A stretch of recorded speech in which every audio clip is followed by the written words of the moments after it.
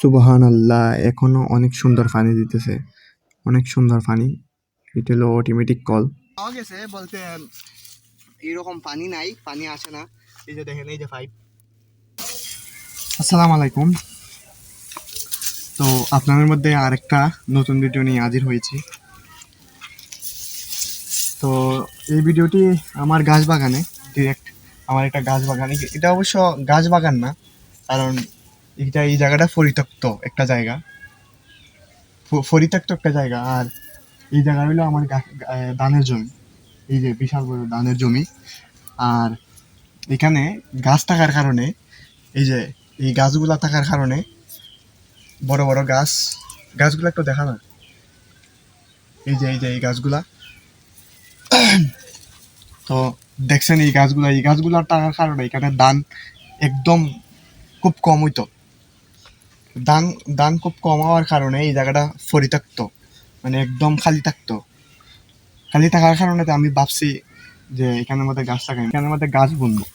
গাছ বুনলে আমার 2টা গরু আছে, 2টা গরুর জন্য ভাবছি কিছুটা খাবার দিতে পারবো এখান থেকে।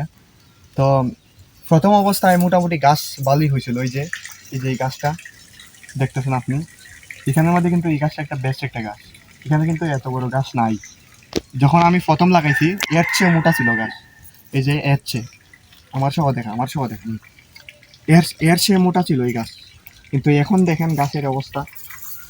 এই যে গাছ, মানে এখন গাছ বলতেছেই না। এটার কারণটা হইলো এই যে পানি নাই, পানিও একটু কম। আর আর শীতের সিজনে একদম একদমই পানি থাকে না। আর শীতের সিজনে গাছগুলো এমন বাড়ে না, তাই গাছ একদম সাইজ একদম ছোটই। প্রায় গাছটা হয়ে গেছে প্রায় 2 মাসের উপরে।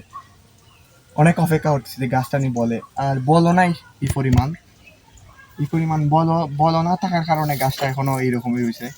তো তো তারপরেও কি করার, গাছ চারদিকে এখন গাছেরও কম, গাছের প্রচুর সংকট দিচ্ছে। তো ভাবছি যতটুকুই হয়েছে গাছগুলা কাইটা নেই। তো আলহামদুলিল্লাহ, এই গাছ কাটা মোটামুটি শেষ। তো ভাবলাম এই যে গাছগুলারে কাটলাম, বলত তো নাই। ভাবলাম 2 লাখ গোবর দিব, পরে 2 লাখ গোবর দিব, দেখবো যে এই শীতনি গাছটা কোনোরকম ভাবে বলে। মানে গাছের যে অবস্থা, খুবই খুবই খারাপ অবস্থা। তো ভাবলাম 2 লাখ গোবর বা 2 লাখ সার দিয়া আবার কোনোরকম ভাবে নিয়ে আবার গাছটা কোনোরকম ভাবে কি হয়। আর যদি অভিজ্ঞ কোনো ভাইয়ের কাছে ভিডিও যায় থাকে, তো অবশ্যই আপনারা একটু হেল্প করবেন যে এর চেয়ে উন্নত প্রজাতির বা কোনো যদি গাছ পাওয়া যায় এই পানির মধ্যে, তাইলে খুব ভালো হয়। এখান থেকে আমরা চলে যাবো। আপনাদেরকে একটা জিনিস দেখাই।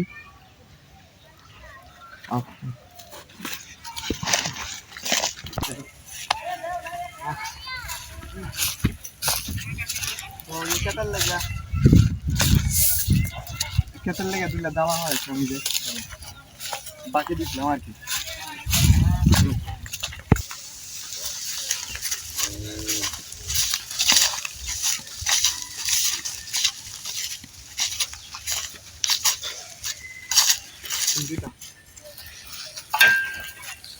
যাওয়ার সময় কোদালটা রেখে গেছিলাম, দেখি পানি তো দেখা যায় সুন্দর।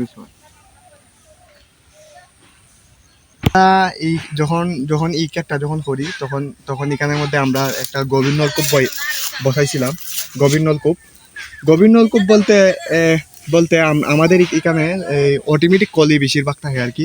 মানে কোনো বিদ্যুৎ লাগে না, কোনো কারেন্ট লাগে না, কোনো কিছুই না, কারেন্ট বা তেল কিছুই লাগে না, অটোমেটিকই পানি উঠে। তো এইটা বদ্ধ হয়ে গেছে প্রায় প্রায় 2 বছর হয়েছে, বদ্ধ হয়েছে। 2 বছর যাবত আমরা এই নলকূপ দিয়ে আর সেচ দিতে পারি না আমাদের ক্ষেতে। তো আমরা মোটর দিয়ে সেচ দেওয়া লাগে। তো তো দেখা যাইতেছে পানি চুয়াইতেছে। তো ভাবলাম দেখি একটু তুগায়া, ভাবলাম যে দেখি নলকূপটা ঠিক আছে কিনা। ফোকাস করে, হ্যাঁ। যাই হোক, কোন জায়গাটা আসিল বে, কোন জায়গাটা আসি ওইখানে ওই জায়গাটার মাঝে ভিডিও চালুনি, ভিডিও চালু ওই যে জায়গার পানি যেখানে ওই নাই কেন না এখানে কেন হ্যাঁ এটা কি বোতলটা ঘুরা ছিল না, খাড়ি দিয়া গাছ আড়াইতে না ভাই। ঘাস হারাই দিস লাইটে দিয়া ইয়াল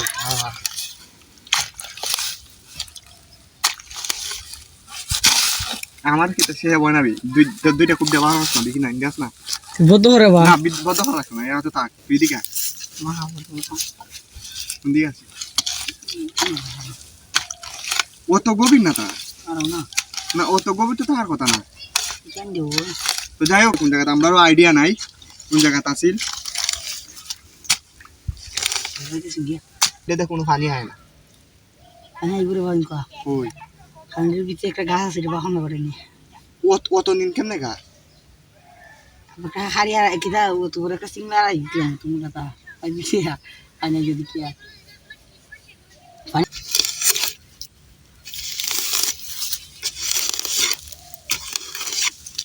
পাওয়া গেছে বলতে এইরকম পানি নাই পানি আসে না এই যে দেখেন এই যে পাইপ কিছু কিছু এই যে পানি কিছু এই যে আসতেছে সামান্য সামান্য বেশি না সামান্য সামান্য পানি আসতেছে এই যে সামান্য সামান্য পানি আসতেছে আর পাইপটা লিক হয়ে গেছে আর কি লিক হয়ে যাওয়াতে আর পানি অত একটা কি হইতেছে না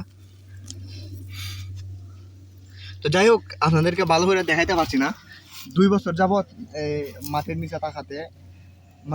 নিচে তাকাতে ওই রকম পানি আসতেছে না যদি এটা ওয়াশ করা হয় সম্ভাবনা আছে পানি হওয়ার তো আপনাদেরকে ইনশাল্লাহ ওয়াশ করে দেখাইবো পানি কিভাবে আসে তো আমাদের আরেকটা নলকূপ আছে আমাদের পুকুর পাড়ে ওইটা অবশ্য আপনাদেরকে দেখাইবো হয়তো বিশ্বাস করতেন না যে আমাদের এখানে অটোমেটিক পানি উঠে তো আসেন এটা আপনাদেরকে দেখাই আসি